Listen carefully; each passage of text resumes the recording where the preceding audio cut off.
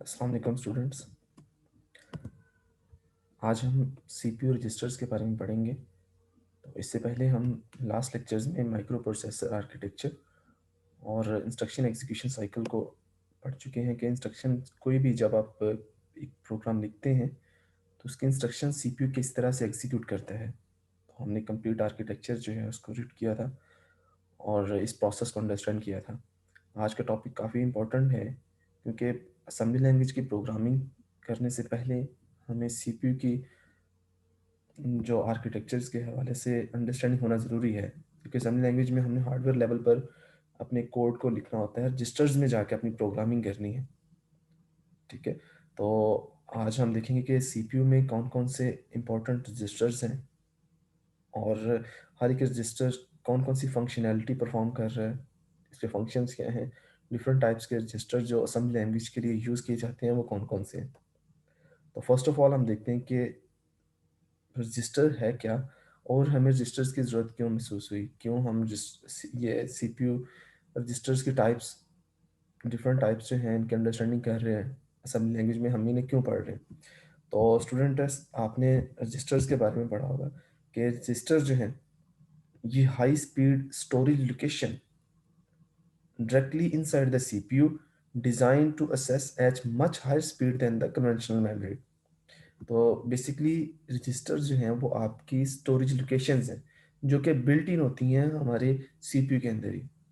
जब हमने micro computer architecture देखा था तो वहाँ हमने देखा था कि सीपीयू के अंदर जो बिल्ट इन मेमोरी लोकेशंस हैं जिनको सीपीयू ड्यूरिंग प्रोसेसिंग यूज़ कर रहा होता है, अपना जो डाटा है उसको टेम्परेरी तौर पर सेव करवाता है। इंस्ट्रक्शन जब वो एग्जीक्यूट कर रहा था, प्रोग्राम को रन कर रहा होता है, तो डाटा जो है वहाँ पर टेम्परेरी सेव हो रहा था, वो रजिस्टर्स हैं। तो रजिस्टर्स स्टूडेंट आपके सीपीयू को क्विकली एक्सेसिबल होते हैं क्योंकि ये बिल्ट इन होते हैं सीपीयू के अंदर ही। तो इससे फ़ायदा क्या है, रजिस्टर्स हम क्यों यूज़ कर रहे हैं, इसका फ़ायदा ये है कि रजिस्टर्स जो हैं ये हमें ऑप्टिकल प्रोसेसिंग टाइम देते हैं। क्योंकि देखें अगर आपके पास डाटा जो है रजिस्टर अगर ना हो तो सीपीयू को रैम से डाटा जो है वो लेके आना होगा। तो रैम से डाटा लेके आते हुए उस प्रोसेसिंग जो टाइम है वो ज़्यादा लगेगा।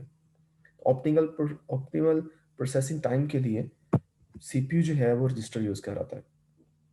ठीक है, तो ये इसका एडवांटेज है रजिस्टर्स का। तो फर्स्ट जो रजिस्टर बिल्ट हुआ था वो इंटेल 4004 इस प्रोसेसर के अंदर बिल्ट इन किया गया था और इसको फेडरिको फेगन ने 1971 में जो है वो बनाया था। यानी कि जो फर्स्ट रजिस्टर जो कि सीपीयू के अंदर बनाया गया वो सीपीयू की टाइप थी, वो जो प्रोसेसर था वो आपका इंटेल 4004 था और इसे 1971 में जो है वो बनाया गया। अब हम देखते हैं कि रजिस्टर जो है ये हमें क्यों ज़रूरी है, क्या इनका एडवांटेज क्या होता है, कैसे जो है ये ऑप्टिमल प्रोसेसिंग हमें प्रोवाइड कर रहे होते हैं प्रोग्राम के एग्जीक्यूट करने के लिए। आपने इंस्ट्रक्शन एग्जीक्यूशन साइकिल में पढ़ा था कि आपका कोई भी जो डाटा होता है वो हमने जो परमानेंट पे स्टोर करना होता है उसके लिए हमें हार्ड डिस्क की लिए ज़रूरत होती है या फिर कोई अभी एक्सटर्नल स्टोरेज में भी आप यूज़ कर लें डिवाइस जो है। तो हमने प्रोग्राम एग्जीक्यूशन साइकिल में देखा था कि जब सबसे पहले जो है आपका कोई भी जो प्रोग्राम होता है जो आपने लिखा होता है वो आपका हार्ड डिस्क में सेव आपने किया होता है।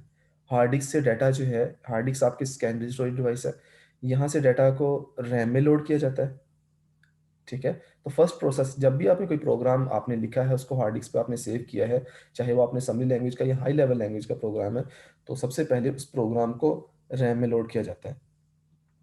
ठीक है, इस प्रोसेस को हम मानते हैं फेचिंग का, कि जो सॉरी ये लोडिंग है आपकी हार्ड डिस्क से हमने प्रोग्राम को लोड किया रैम में।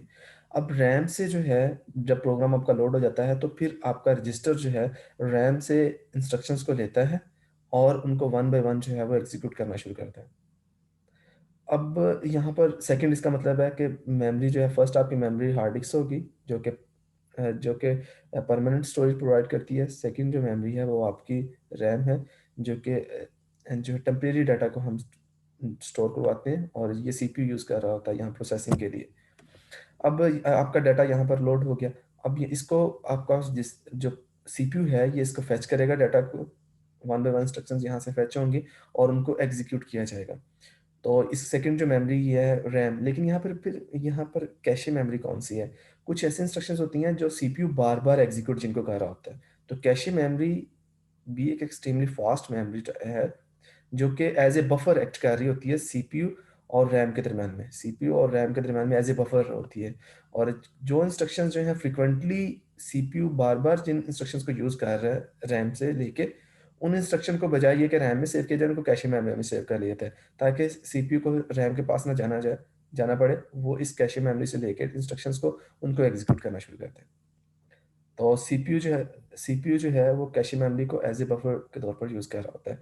और नेक्स्ट जो मेमोरी है जो कि सीपीयू के अंदर ही बिल्ट इन है, वो आपकी रजिस्टर्स हैं।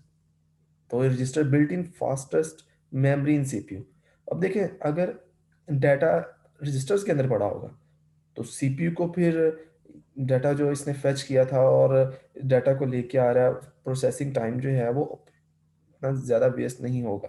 वो सीपीयू डायरेक्ट यहाँ से डाटा उठाएगा रजिस्टर से और उसकी प्रोसेसिंग कर देगा, ठीक है? तो इसलिए फिर रजिस्टर्स जो हैं ये एक ऑप्टिमल प्रोसेसिंग टाइम हमें प्रोवाइड करते हैं, क्योंकि ये बिल्ट इन ही है सीपीयू के अंदर।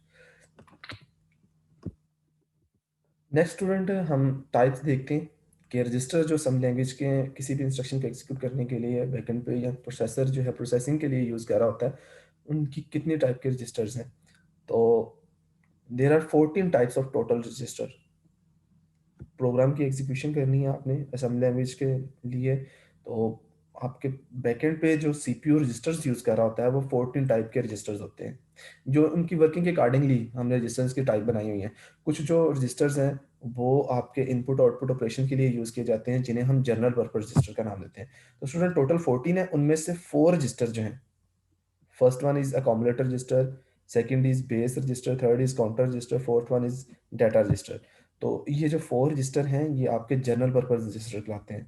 तो general purpose register are used primary for input output operation and arithmetic and data movement.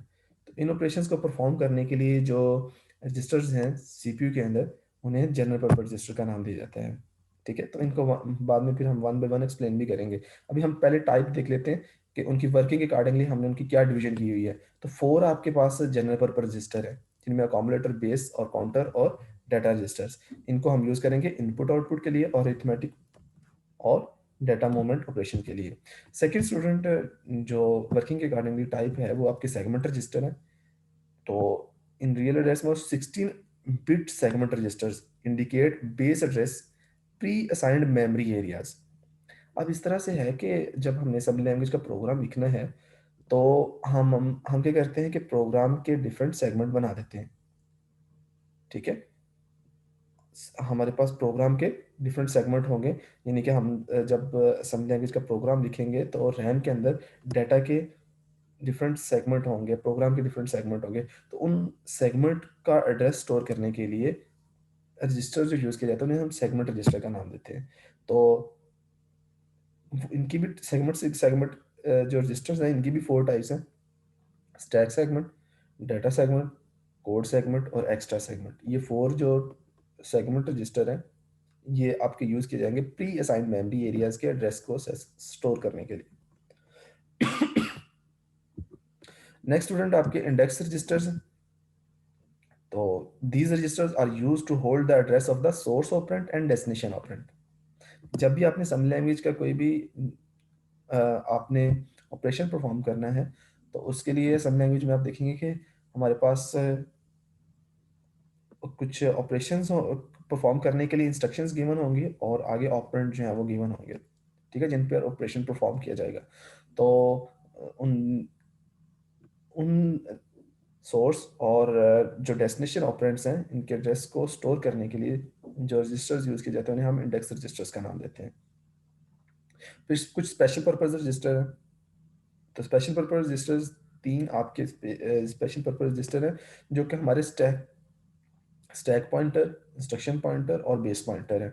इनको इनको भी हम देख लेते हैं कि किस तरह से ये रजिस्टर जो है वो स्टोर कर रहे होते हैं। तो स्टैक के ऊपर हम जब बैकएंड पे सम लैंग्वेज का प्रोग्राम आपने रन करना है, तो बैकएंड पे आपका जो डाटा स्ट्रक्चर यूज़ हो रहा होगा वो स्टैक हो रहा होगा।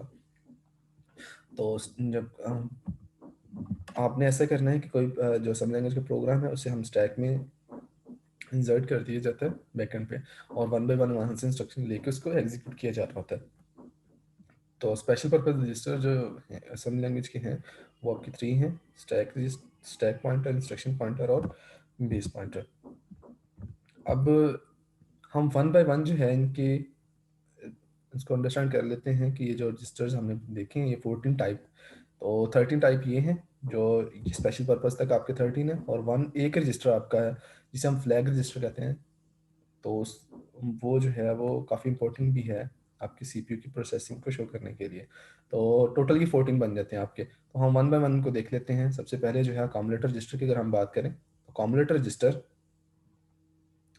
ये यूज़ किया जाता है फॉर इनपुट आउटपुट और अरिथमेटिक ऑपरेशन के लिए। यानी कि जब भी आपने कुछ यूज़र से कीबोर्ड से इनपुट लेनी है, ठीक है, या फिर आउटपुट करनी होगी, तो उसके लिए आप देखेंगे कि हमें अकोमोडेटर रजिस्टर यूज़ करना पड़ेगा। तो अकोमोडेटर रजिस्टर कि साइज अवेलेबिलिटी जो है ये आपको 16 बिट भी रजिस्टर मौजूद है, 8 बिट में मौजूद है और 32 बिट भी रजिस्टर मौजूद है।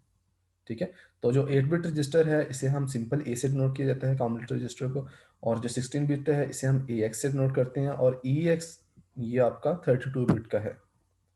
तो मोस्टली जो है वो हम जो रजिस्टर यूज़ करते हैं वो 8, 16 या फिर 32 बिट के रजिस्टर्स होते हैं। तो E X is automatically use by multiplication and division instruction.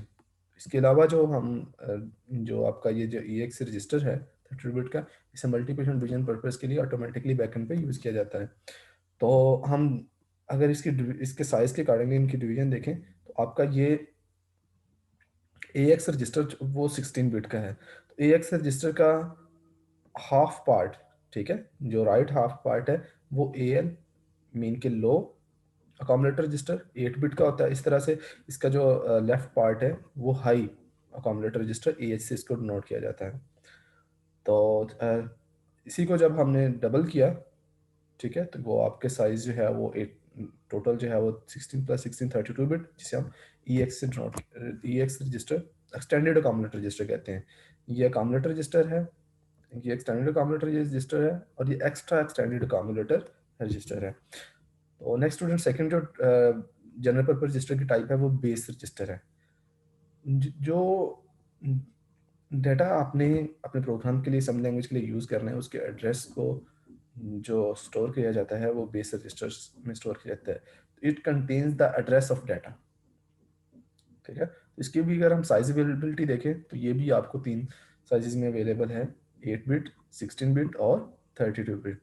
तो जो 8 बिट है उसको हम सिंपल बी से नोट करेंगे बेस, और अगर बी एक्स है तो एक्सटेंडेड, अगर ई बी एक्स है तो एक्स्ट्रा बेस एक्सटेंडेड रजिस्टर जो है।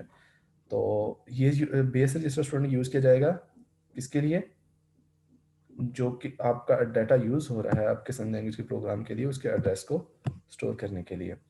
फिर एक थर्ड टाइप जो है वो काउंटर रजिस्टर की है। तो काउंटर रजिस्टर सीपीयू जो है वो काउंटर रजिस्टर को एज ए लूप, जब आपका लूप स्ट्रक्चर होगा तो आप वहाँ पर हम काउंटर रजिस्टर को यूज़ कर रहे होंगे। हम कोई भी वैल्यू, लेट्स सपोज आपने 10 टाइम्स लूप चलाना है तो काउंटर रजिस्टर की वैल्यू आप 10 सेट कर देंगे, तो ये फिर वैल्यू जो है वो डिक्रीमेंट होती हुई, यानी कि 16 टाइम, अगर आपने 10 टाइम सेट किया है काउंटर रजिस्टर की वैल्यू तो 10 टाइम लूप चलेगा। 100 टाइम सेट किया हुआ है तो 100 वैल्यू अगर आपने इसमें सेव करवाई है तो 100 टाइम आपका लूप जो है वो चल रहा होगा। तो ये लूप स्ट्रक्चर के लिए हम काउंटर रजिस्टर को यूज़ कर रहे होते हैं। फिर फोर जो टाइप है वो डाटा रजिस्टर की है। ये काफ़ी इंपॉर्टेंट है जब आप सम लैंग्वेज की प्रोग्रामिंग कर रहे होंगे। Data register hold data for output. तो जब भी आपने स्टूडेंट डाटा को आउटपुट करवाना है उसको आपने फर्स्ट मूव कर लेना है डाटा रजिस्टर में, देन आप उसको आउटपुट करवाया करेंगे। तो साइज अवेलेबिलिटी इसकी, ये 8 बिट का जो रजिस्टर है उसको हम सिंपल डी से, और जो डी एक्स है ये एक्सटेंडेड 16 बिट रजिस्टर है, ई डी एक्स जो है ये एक्स्ट्रा एक्सटेंडेड डाटा रजिस्टर है 32 बिट का। तो हमने 4 टाइप्स देख ली कौन कौन सी।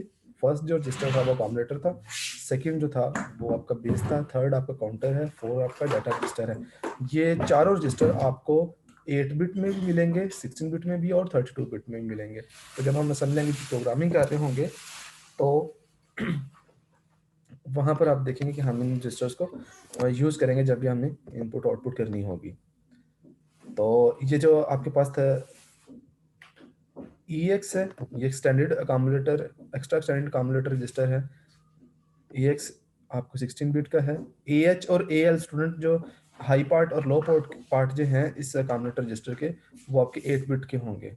ठीक है, जब भी हमें 8 बिट डाटा को स्टोर करने के लिए रजिस्टर रिक्वायर्ड होगा तो वो वहाँ पर हम ये जो है इनके लो पार्ट और हाई पार्ट जो है जनरल पर्पस रजिस्टर्स ये यूज़ करेंगे 8 बिट के। क्योंकि जब हम असेंबली लैंग्वेज की प्रोग्रामिंग देखेंगे तो हम देखेंगे कि हमें जो है वो डाटा का जितना साइज होता है उसी अकॉर्डिंगली हम अपने सीपीयू जो है सीपीयू के रजिस्टर्स हैं वो सिलेक्ट करते हैं, और सीपीयू के जो रजिस्टर्स हैं उनके ऊपर जब हम कोई ऑपरेशन परफॉर्म करना है तो वो सेम साइज के होने चाहिए। ठीक है, तो जब हम प्रोग्रामिंग प्रैक्टिस करेंगे असेंबली लैंग्वेज की तो वहाँ हम देखेंगे कि जब आप रजिस्टर्स को यूज़ कर रहे हो तो वहाँ पर आपको साइज़ का भी पता होना चाहिए। इसलिए आपने इनको साइजेस को भी आपने याद रखना है कि कौन से रजिस्टर्स जो हैं ये आपके जो फर्स्ट जनरल पर्पस रजिस्टर हैं ये आपको 8 बिट में कौन कौन सी इनकी टाइप है, 16 बिट की कौन सी है और 32 बिट की कौन सी है। ओके, नेक्स्ट स्टूडेंट, हमारे जो रजिस्टर्स हैं वो आपके सेगमेंट रजिस्टर थे, 4 सेगमेंट रजिस्टर। वो कौन कौन से थे? स्टैक, डाटा, कोड और एक्स्ट्रा। आपका जो प्रोग्राम का स्ट्रक्चर होता है असेंबली लैंग्वेज का, उसको जब हम लिखते हैं तो वो इस तरह से कि सबसे पहले डॉट स्टैक, ठीक है, और आगे इसका साइज बता रहे होते हैं, डॉट डाटा आगे इसका साइज बता रहे होते हैं, डॉट कोड आगे इसका साइज बता रहे होते हैं। ठीक है, तो ये जो हमने सेगमेंट बना दिए हैं, डॉट स्टैक, डॉट डाटा, जितना भी जो डाटा हम लिखेंगे अपने प्रोग्राम का वो डॉट डाटा सेगमेंट के अंदर हम यहाँ पर लिखेंगे। और डॉट कोड में हमारा एक्चुअल जो असेंबली लैंग्वेज के इंस्ट्रक्शंस हमारी होंगी, एग्जीक्यूटेबल इंस्ट्रक्शंस, उन्हें हम डॉट कोड का जो सेगमेंट है इसमें लिख रहे होंगे। यानी कि डॉट कोड में एक्चुअल एग्जीक्यूटेबल इंस्ट्रक्शंस मौजूद होंगी। डॉट डाटा के अंदर हमारे पास वेरिएबल्स और जो आपका डाटा, ठीक है, वो यहाँ पर पड़ा होगा जिनको आपने प्रोग्राम के लिए यूज़ करना है। और डॉट स्टैक के अंदर आपने साइज़ बताना है कि ये जो बैकएंड पे स्टैक हमने यूज़ करना है इस प्रोग्राम को एग्जीक्यूट करने के लिए, उसका साइज़ कितना है। तो इन इसका मतलब है कि हम सी जो असेंबली लैंग्वेज का प्रोग्राम है उसके डिफरेंट सेगमेंट्स बनाए हुए हैं, तो ऑब्वियसली हमें फिर इन सेगमेंट्स के एड्रेस को सेव करने के लिए कोई मेमोरी चाहिए। ठीक है, तो उस मेमोरी को हम नाम देते हैं सेगमेंट रजिस्टर्स का। तो stack segment register it hold the address of the stack segment, यानी कि जो स्टैक सेगमेंट है इसके एड्रेस को स्टोर करना, तो उसके लिए स्टैक सेगमेंट रजिस्टर यूज किया जाएगा। डाटा के डाटा सेगमेंट का एड्रेस स्टोर करना है, उसके लिए जो रजिस्टर यूज किया जाएगा वो डाटा सेगमेंट रजिस्टर कहलाएगा।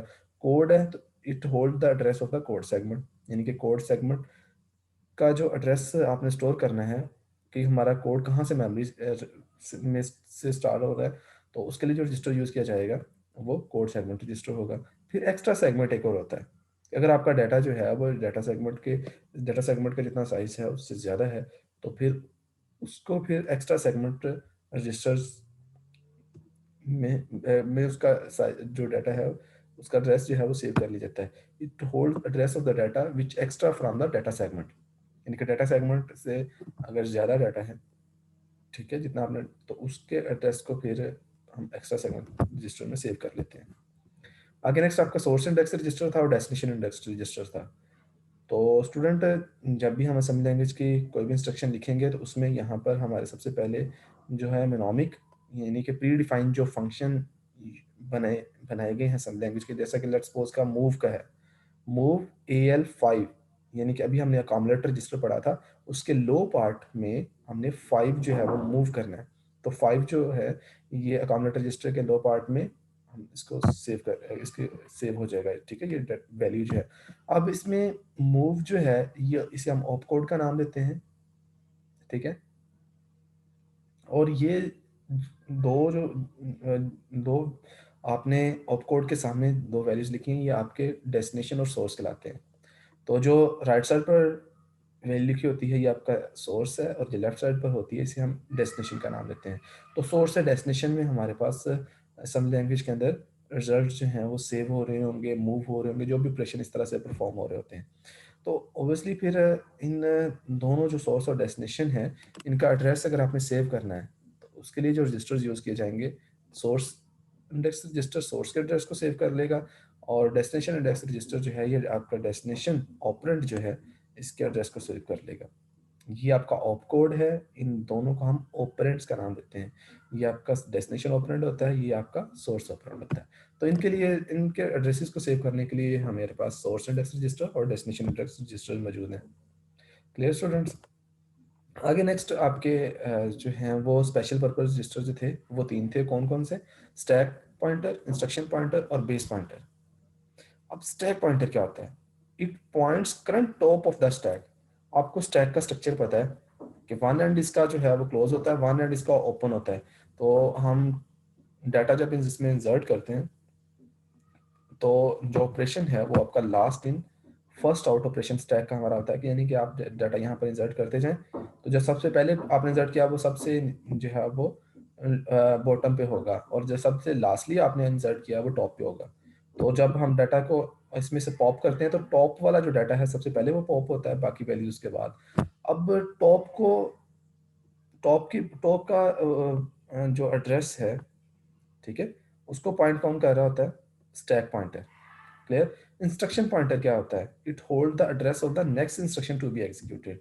तो आपके पास नेक्स्ट इंस्ट्रक्शन कौन सी फिर इसके बाद एग्जीक्यूट होगी, उसका जो एड्रेस होगा वो आपका इंस्ट्रक्शन पॉइंटर के पास होगा। बेस पॉइंटर क्या होता है? Base pointer it hold the address of the base of the top of the stack, यानी कि ये टॉप ऑफ द स्टैक है, ठीक है। इससे नीचे ये जो सेकंड है ये आपका बेस कहलाएगा। बेस पॉइंटर जो है नेक्स्ट जो इससे इंस्ट्रक्शन है उसके एड्रेस को जो है वो बेस पॉइंटर शो कर रहा होगा, ठीक है। यानी कि टॉप से नीचे जो आपके पास डाटा पड़ा हुआ है इसके एड्रेस को कहाँ पर स्टोर किया गया होता है? Base pointer. तो बेस पॉइंटर इसको पॉइंट कर रहा होगा। तो ये 13 टाइप के आपने रजिस्टर देख लिए। नेक्स्ट जो 14 टाइप है वो स्टूडेंट आपकी फ्लैग रजिस्टर्स हैं। तो ये फ्लैग रजिस्टर्स बहुत इंपॉर्टेंट हैं, क्योंकि ये हमें असेंबली लैंग्वेज के जो सीपीयू के करंट जो स्टेटस है उसके बारे में हमें बता रहे होता है, ठीक है। और इसके अलावा हम जो सीपीयू के जो ऑपरेशंस हैं उनको जो है वो अगर आपने इंटरप्ट किए करना है तो उसको जो है वो शो कर रहा होगा, ठीक है, कंट्रोल फ्लैग रजिस्टर्स के थ्रू जो है। तो फ्लैग रजिस्टर जो है स्टूडेंट एक 16 बिट का रजिस्टर है, एक ही रजिस्टर है जो कि 16 बिट का है। उसके अंदर इंडिविजुअल बिट्स पड़ी होती हैं 0 और 1 की फॉर्म में। तो हम मैं आपको अभी वो फ्लैग रजिस्टर शो भी करवाऊंगा कि वो किस तरह का होता है। तो वो इंडिविजुअल बिट जो है वो सीपीयू के कंट्रोल ऑपरेशंस को और करंट जो स्टेटस है उसको शो कर रही होती है। तो वो 0 और 1 की फॉर्म में बिट्स पड़ी होती हैं। उस रजिस्टर को हम नाम देते हैं ये हमारा फ्लैग रजिस्टर है। तो a flag is set when it is equal to 1, it is clear। यहाँ reset when it is equal to 0, यानी कि बाइनरी वैल्यू वहां पर पड़ी होगी 0 और 1 की फॉर्म में। तो हम टाइप्स अगर के लिहाज से अगर हम देखें तो आपके पास दो टाइप है। फ्लैग रजिस्टर के अंदर दो टाइप के रजिस्टर्स पड़े होंगे। एक वो जो कि कंट्रोल फ्लैग रजिस्टर है, यानी कि जो सीपीयू के कंट्रोल्स को शो कर रहे होते हैं, ठीक है। तो for example they can cause the CPU to break after every instruction execute, या फिर interrupt when arithmetic overflow is detected.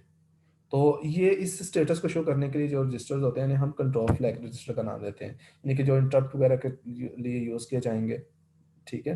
तो या फिर सीपीयू का जो है कोई प्रोसेसिंग हो रही है तो उसकी इंस्ट्रक्शंस को ब्रेक किया है तो उसको उसके लिए यूज़ किए जाएंगे, वो आपका कंट्रोल फ्लैग रजिस्टर्स कहलाएंगे। सेकंड जो टाइप है वो स्टेटस फ्लैग रजिस्टर्स हैं। तो status flag register reflect the outcome of arithmetic and logical operation perform by the CPU. अब हम हमारा जो सीपीयू है कुछ लॉजिकल ऑपरेशन परफॉर्म कर रहा होगा, कुछ जो है वो अरिथमेटिक ऑपरेशन परफॉर्म हो कर रहा होगा। तो ये जो स्टेटस फ्लैग रजिस्टर है स्टूडेंट्स, इन इनसे हमें पता चलेगा कि हम हमारे जो सीपीयू ने कौन सा ऑपरेशन परफॉर्म किया। उसने एडिशन की है, उसने मल्टीप्लिकेशन की है, सब्ट्रैक्शन की है, रिजल्ट जो जनरेट हुआ है वो पॉजिटिव रिजल्ट जनरेट हुआ है, नेगेटिव रिजल्ट जनरेट हुआ है, ठीक है। तो इस को शो करने के लिए हमारे पास सीपीयू के जो स्टेट रजिस्टर है, फ्लैग रजिस्टर, उसके अंदर कुछ बिट्स होती हैं, जो कि शो कर रही होती हैं सीपीयू की प्रोसेसिंग के स्टेटस को। तो वो कौन कौन से रजिस्टर्स हैं? वो हैं overflow, sign, zero, auxiliary carry, parity and carry flag.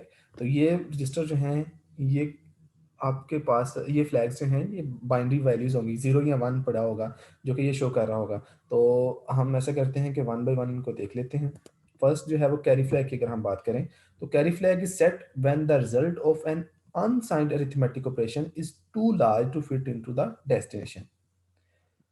Carry का मतलब क्या होता है कि जब आपने आपने जो है वो बेसिकली कोई ऑपरेशन परफॉर्म किया, एडिशन का जो ऑपरेशन परफॉर्म कर रहे हैं, ठीक है, और एडिशन का ऑपरेशन आपने परफॉर्म किया, तो आपके पास बाइनरी, लेट्स सपोज आपने एडिशन एडिशन की, क्योंकि हमारे जो सीपीयू लेवल पे ऑपरेशन जितने भी हो रहे होंगे, तो जब वो मशीन लेवल पे जाके इंस्ट्रक्शन को एग्जीक्यूट कर रहा होगा वो बाइनरी फॉर्म में कर रहा होगा। तो आपको पता है कि बाइनरी फॉर्म में वन प्लस वन अगर कर रहे हो, ठीक है, तो वो आपका टू आएगा, टू की बाइनरी जो है वो आपके पास वन जीरो होती है, वन आपका कैरी चला जाएगा।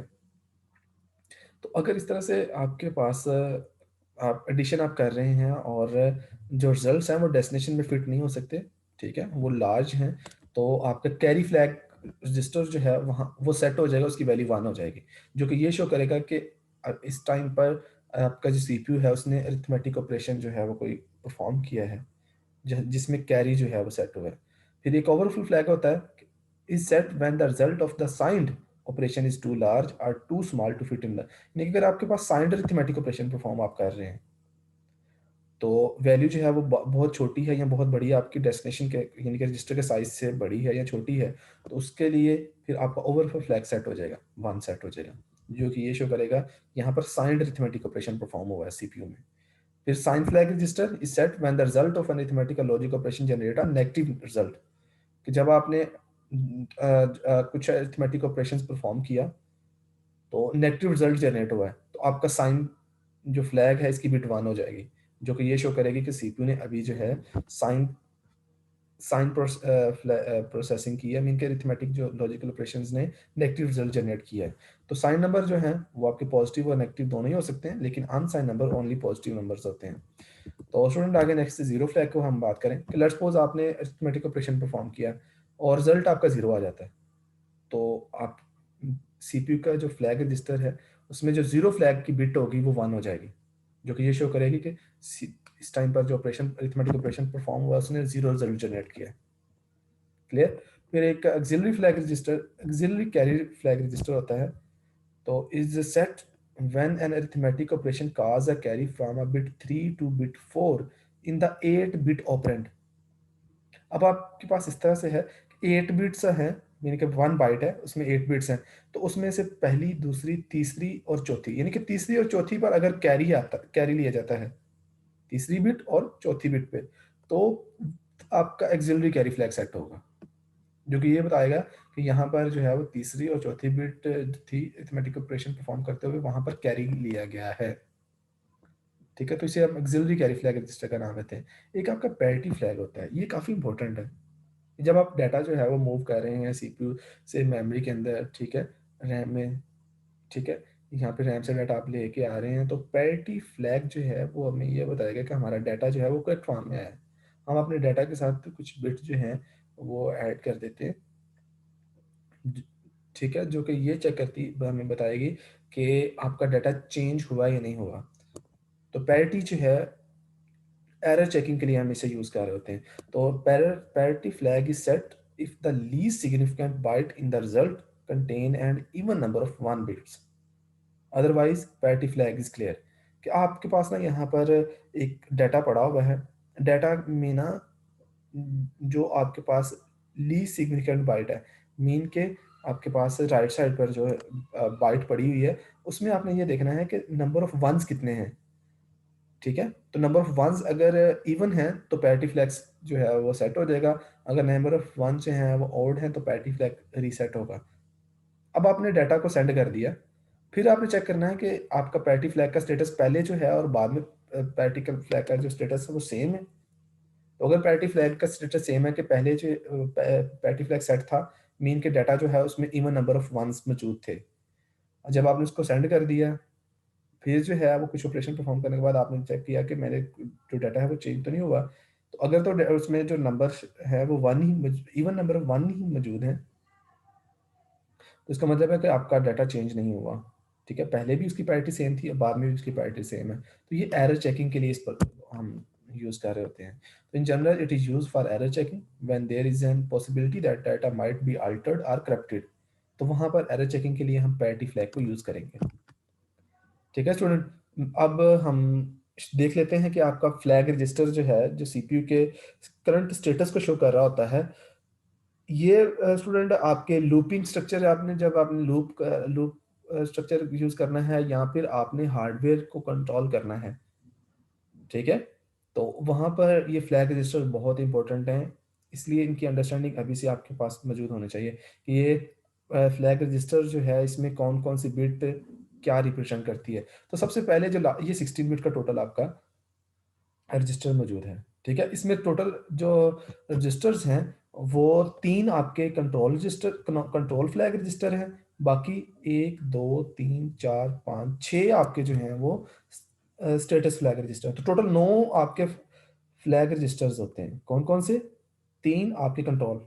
पहले हम कंट्रोल को देख लेते हैं, फिर हम जो है स्टेटस फ्लैग रजिस्टर्स इनको देख लेते हैं। तो कंट्रोल आपके पास 3 हैं, ठीक है? ये कौन-कौन से हैं? डीएफ जो है ये शो करता है डायरेक्शन फ्लैग को। तो ये 1 कब होगा? 1 अगर यहाँ पर पड़ा हुआ है, ठीक है? तो इस ये शो करेगा ऑटो डिक्रीमेंट कि आपके जो है वो ऑटो डिक्रीमेंटेशन हो रही है प्रोसेसिंग में। और अगर इसकी वैल्यू जो है वो सीपीयू ने 1 सेट की तो ऑटो डिक्रीमेंट है, अगर 0 सेट की सीपीयू ने तो ये ऑटो इंक्रीमेंट को शो करेगा। ठीक है? यहाँ पर अगर 0 पड़ा तो ऑटो इंक्रीमेंट हो रहा होगा। और ये हम कब यूज़ कर रहे होते हैं? यूज्ड इन स्ट्रिंग इंस्ट्रक्शंस, कि जहाँ पे हमने स्ट्रिंग की प्रोसेसिंग करनी होती है तो वहाँ पर डायरेक्शन फ्लैग जो है सीपीयू यूज़ कर रहा होता है, कंट्रोल फ्लैग। सेकंड जो कंट्रोल फ्लैग है वो आई फ्लैग है, जिसे हम इंटरप्ट फ्लैग का नाम देते हैं। इसकी बिट अगर 1 है, इट्स मीन कि ये इंटरप्शन जो है वो अनेबल है, सीपीयू इंटरप्ट कर सकता है। और अगर ये 0 है, इट्स मीन के इंटरप्शन जो है वो डिसेबल है। ठीक है? और थर्ड जो है वो टाइप, वो आपकी कंट्रोल फ्लैग की वो है टी फ्लैग, जिसे हम ट्रैप फ्लैग का नाम देते हैं।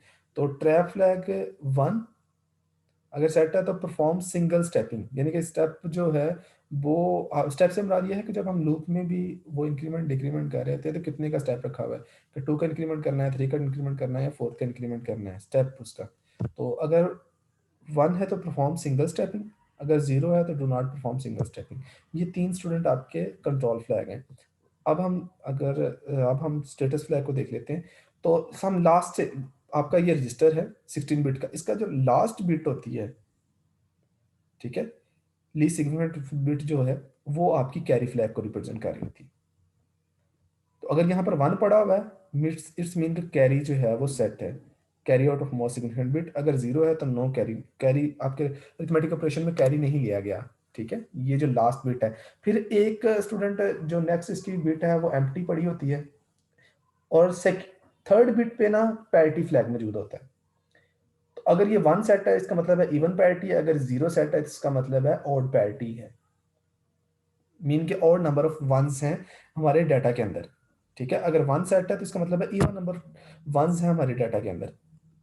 तो फर्स्ट फर्स्ट आपका इंडेक्स जो इंडेक्स है, यहाँ पर हमारे क्या पड़ा हुआ है? Carry flag. जो आपका थर्ड इंडेक्स है, यहाँ पर क्या पड़ा हुआ है? Parity flag. फिर एक बिट छोड़ने के बाद नेक्स्ट जो है, यहाँ पर ऑक्सिलरी कैरी पड़ा होता है। ऑक्सिलरी कैरी बड़ा होता है। तो ऑक्सिलरी कैरी का हमने देखा था कि 1 जो है वो हमने देखा था 8 बिट अगर आप ऑपरेशन परफॉर्म कर रहे हैं तो वहाँ पर तीसरी और चौथी बिट पे अगर कैरी लिया गया है तो ये 1 होगा, अगर नहीं लिया गया तो ये 0 होगा। ये ऑक्सिलरी कैरी है। फिर एक छोड़ने के बाद एक आपके नेक्स्ट जो है वो 0 फ्लैग पड़ा होता है। 0 फ्लैग रिजल्ट अगर आपका 0 जनरेट कर रहा है, आपने अरिथमेटिक ऑपरेशन परफॉर्म किया, रिजल्ट 0 जनरेट हुआ तो ये 1 होगा, अगर रिजल्ट जो है वो 0 नहीं जनरेट हुआ तो ये 0 होगा। यहाँ पर ये रीसेट पड़ा होगा। 0 रीसेट को ज़ाहिर करता है और 1 सेट को ज़ाहिर करता है। फिर इसके साथ ही नेक्स्ट जो बिट पड़ी होती है वो आपकी साइन फ्लैग होती है। तो साइन फ्लैग अगर ये 1 है यहाँ पर है तो इसका मतलब है कि आपका जो मोस्ट सिग्निफिकेंट बिट रिजल्ट जो है वो 1 है, मीन के नेगेटिव नंबर है।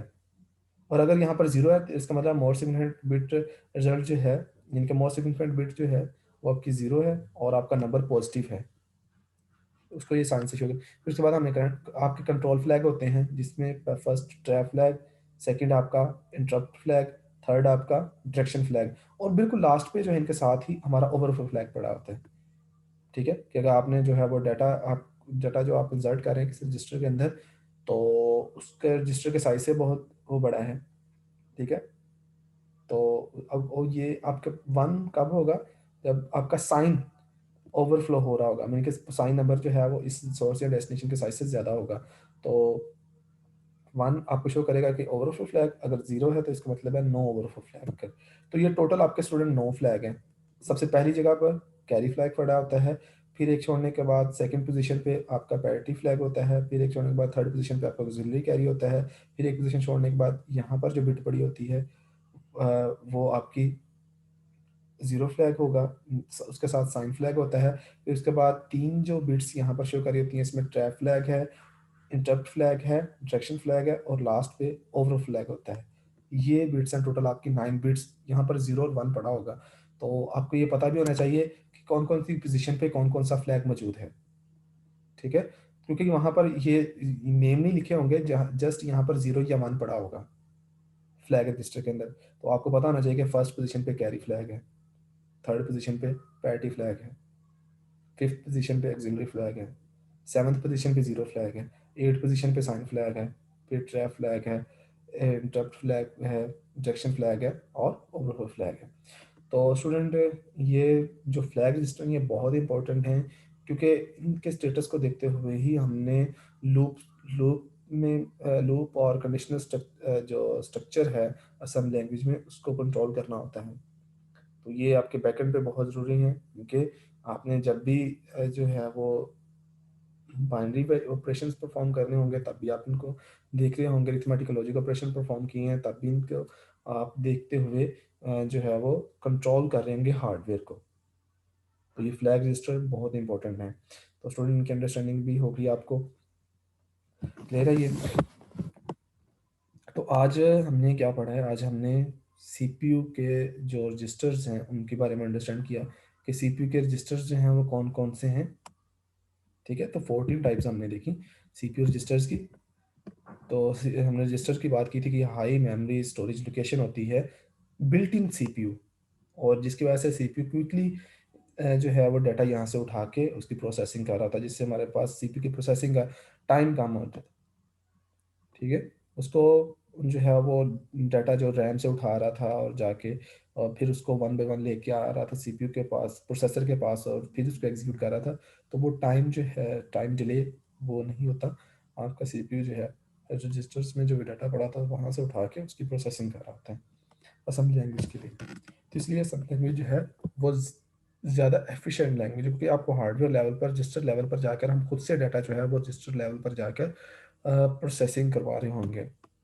तो हमने देखा था कि जो डाटा है वो असेंबली लैंग्वेज में वो रजिस्टर्स के ऊपर जाकर हमने प्रोसेसिंग करनी है, यानी कि यहाँ पर हम डाटा जो है वो खुद से रजिस्टर्स में ही सेव करवा रहे होंगे।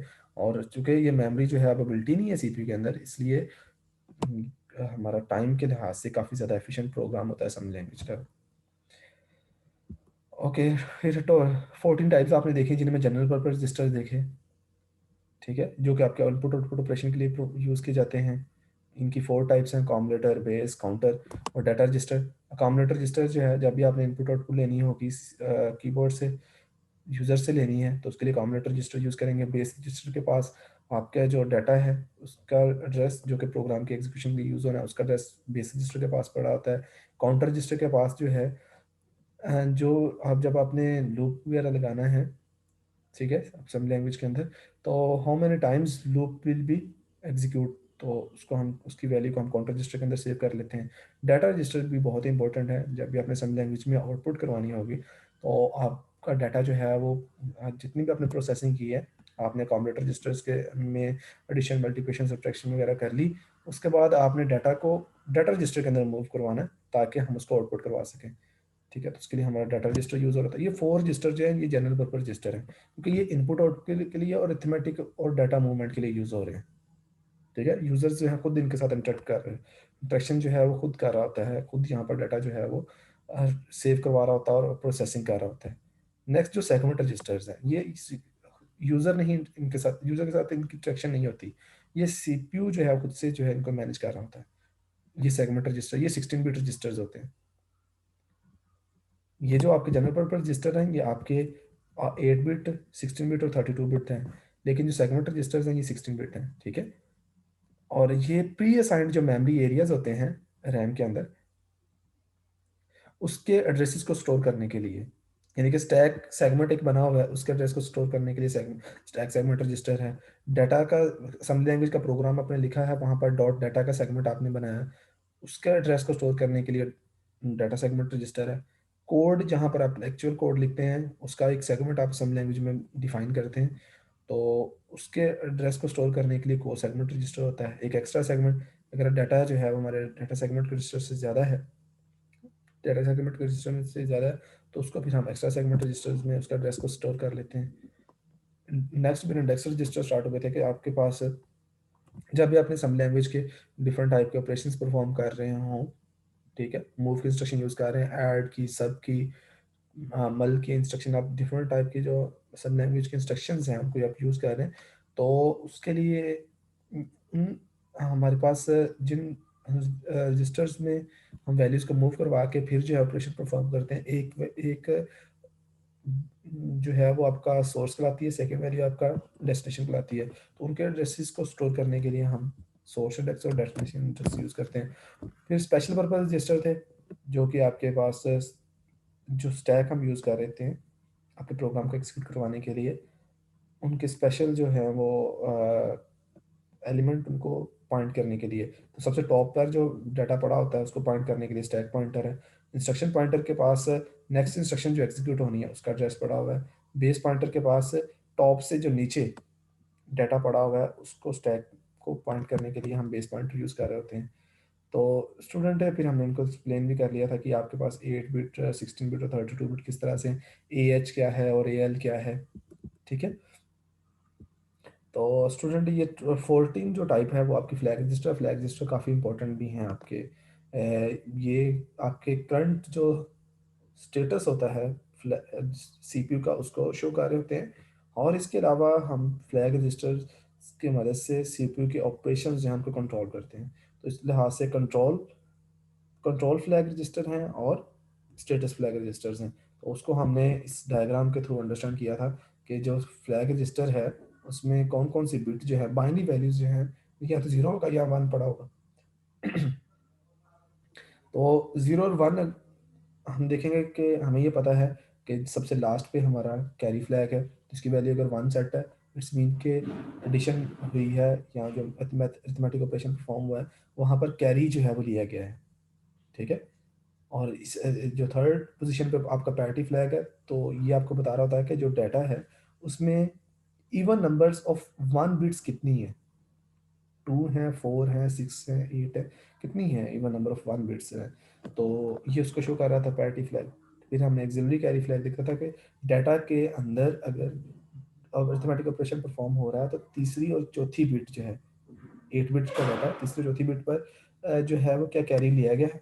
तो अगर कैरी लिया गया होगा तो आपका ऑक्सिलरी कैरी फ्लैग सेट हो जाएगा। फिर जीरो फ्लैग कब सेट होता है, जब आपका अरिथमेटिक ऑपरेशन आपने परफॉर्म किया तो आपका क्या हुआ है कि रिजल्ट जीरो जनरेट हो गया, तो जीरो फ्लैग की बिट जो है वन हो जाएगी, जो कि ये शो करेगी कि रिजल्ट जो है वो वहाँ पर जीरो। इस तरह से आपके पास साइन है, ट्रैप है, इंटरप्ट फ्लैग है और डायरेक्शन फ्लैग। ये तीनों जो है ना, ट्रैप, इंटरप्ट और डायरेक्शन फ्लैग, ये सीपीयू अपने कंट्रोल के लिए यूज़ कर रहा होता है, ये सीपीयू यूज़ कर रहा होता है, ठीक है? और लास्ट वन जो है ओवरफ्लो फ्लैग है, जो कि अगर साइन वैल्यू जो है वो फिट नहीं है डेस्टिनेशन के साइज से, उसका साइज ज़्यादा है, तो फिर आपका ओवरफ्लो फ्लैग सेट हो जाएगा कि हमारे पास साइज जो है वो कम था, तो ये हम वैल्यू वहाँ पर मूव करवा दें तो ओवरफ्लो फ्लैग सेट हो जाएगा। तो एरर डिटेक्शन के लिए, एरर चेकिंग के लिए, सीपीयू कंट्रोल को मैनेज करने के लिए फ्लैग रजिस्टर जो है वो यूज़ हो रहे होते हैं। तो ये जब हम स्टूडेंट सब लैंग्वेज की प्रोग्रामिंग आगे इंशाल्लाह कमिंग लेक्चर्स में कर रहे होंगे, तो वहाँ पर आप देखेंगे कि रजिस्टर्स को हम यूज़ भी कर रहे हैं। तो हमारी प्रोसेसिंग चूँकि तमाम के तमाम रजिस्टर्स पे होनी है, इसलिए आज के लेक्चर में हमने रजिस्टर्स और इसकी डिफरेंट टाइप्स के बारे में अंडरस्टैंड की, इसके साइज़ का भी देख लिया क्योंकि हम रजिस्टर जो है सम लैंग्वेज में कितने कितने साइज़ के अवेलेबल हैं। इस हवाले से अगर कोई कन्फ्यूजन हो तो आप मुझसे पूछते हैं, मैं आपको दोबारा से बता देता हूँ। अगर क्लियर हो गया तो इट्स ओके। आज का लेक्चर हमारा फ्लैग रजिस्टर से रिलेटेड था। तो रजिस्टर्स को हमने अंडरस्टैंड कर लिया कि रजिस्टर है क्या, इनकी टाइप्स क्या, इनके फंक्शंस क्या। ओके स्टूडेंट, टेक केयर, अल्लाह हाफिज़।